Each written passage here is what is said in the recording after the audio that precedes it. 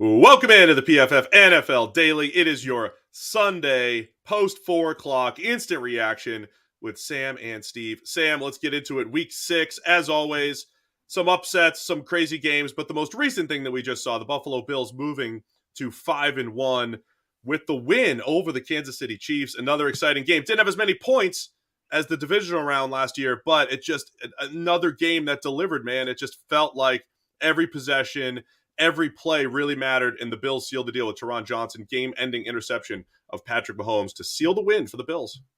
Yeah, fascinating game. I think conclusively proved that whatever the records are at the end of this week, those are the two best teams in the NFL. Philadelphia, okay, they've got a chance to come in and answer with their own divisional game. A strong win against Dallas maybe would make you think twice about that. But these two teams both look fantastic. And the fact that they were able to get it done using defense, as a bigger part of the equation overall. It wasn't just an arena league game where endless points, every drive was a touchdown, whoever had the ball last was going to win.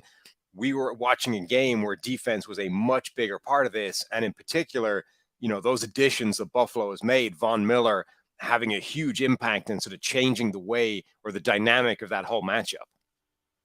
And first round rookie Kaiir Elam, he had the interception early in the game, end zone interception against Mahomes.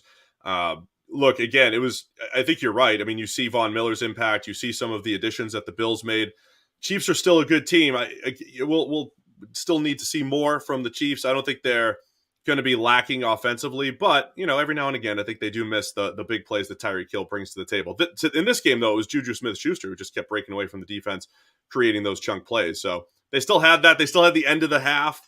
Here's 12 seconds. Let's just flip the field, get to that 62-yarder. That was incredible. Did it 13 seconds last time. It's 12 seconds this time. And then we knock a 62-yarder through that would have been good from 70 plus. Like the height that ball went over the posts at was absurd. It was like halfway up the goalpost still at 62 yards. An insane boom. And there were people saying on Twitter that was against the wind as well. Like, I don't know how true or not That's is. What Romo was saying. Yeah. I mean, who knows? Maybe that wasn't actually true once you get to field level or whatever. But if that was even vaguely a factor, again, just an absolutely ridiculous kick. And I just want to say the game-winning touchdown by Josh Allen, what a dime. A laser beam to a dime. That's why they call it a dime. To a dime in the end zone to Dawson Knox for the touchdown. So great game. As always, we'll have the full breakdown tomorrow morning on the PFF NFL podcast. Other surprises this week. Maybe it's not a surprise for Giants fans. 24-20, they moved to 5-1 over the Baltimore Ravens. We have a couple upsets with the New York Jets and the Pittsburgh Steelers beating the Green Bay Packers and the Tampa Bay Bucks, respectively. But start with the Giants, man. They find a way to do it again with defensive stops late in the game against the Ravens.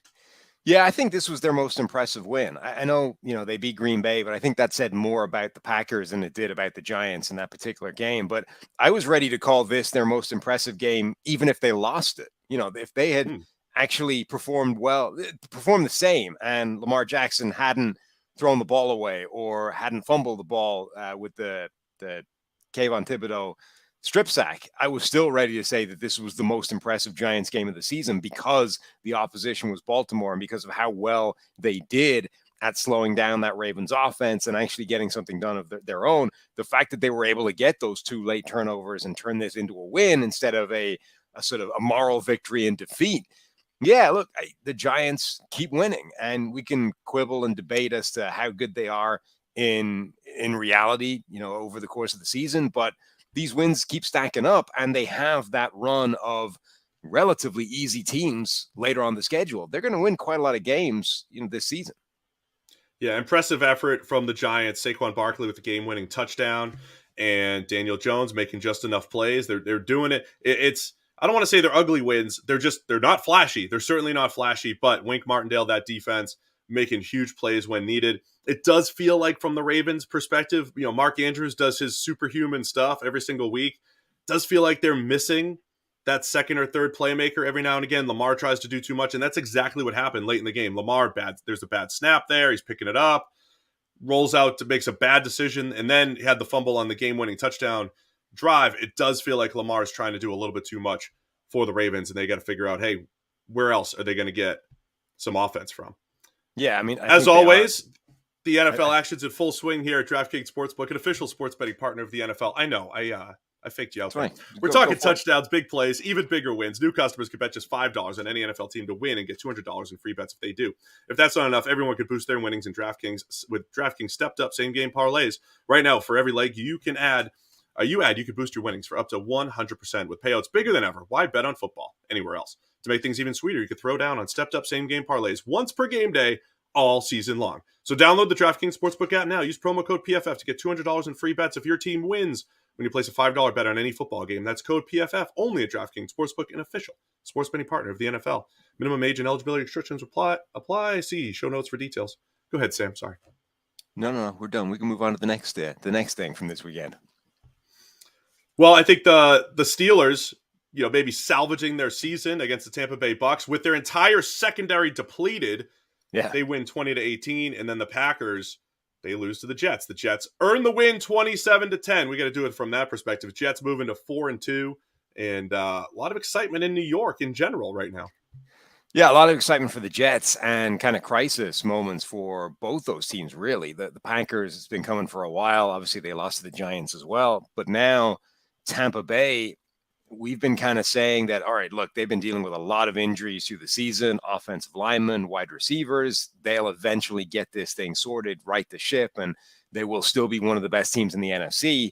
That's not what we saw today. Like, they had quite a lot of their receiving core was back and ready to roll and playing well, and they still couldn't get it done against a Pittsburgh team who, as you said, were missing basically their entire secondary. And they then lost their quarterback. Now, yeah, you can argue that there basically isn't a functional difference at the moment between Kenny Pickett, the rookie, and Mitchell Trubisky, but it's almost irrelevant. Like, it's Kenny Pickett or Trubisky. Neither of those guys should be beating Tom Brady in a one-on-one matchup. But Trubisky goes out there and just keeps hitting high leverage third down plays and keeps Tom Brady off the field.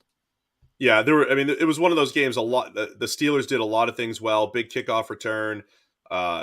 Chase Claypool just, converting 2 huge third downs. Credit to Claypool, credit to Mitchell Trubisky for making those plays. And then the Pittsburgh defense, man, this was probably the best their defense has looked all season. And it was with all their backups in the secondary. No TJ Watt.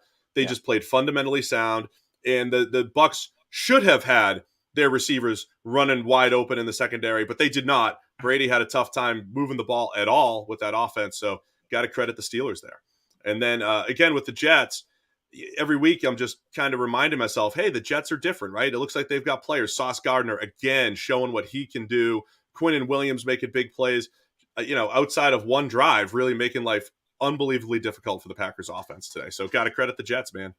And then, getting into the special teams as well. Yeah, Green Bay's special teams unit went back to that whole, failing. They couldn't get above the F level of just not screwing it up in the course of the game. And that was a big problem today. We had the Atlanta Falcons upsetting the San Francisco 49ers. Remember last year, we couldn't put our finger on who the best team was in the NFL. It's not the same thing, but it's kind of like, hey, every time we're elevating a team, hey, the Niners are looking good. They get knocked off by the Atlanta Falcons, who, remain feisty and are now tied again for the lead in the NFC South. You have surprises like that. New England with Bailey Zappi under center puts up 38 points to beat the Browns. It wasn't even that close.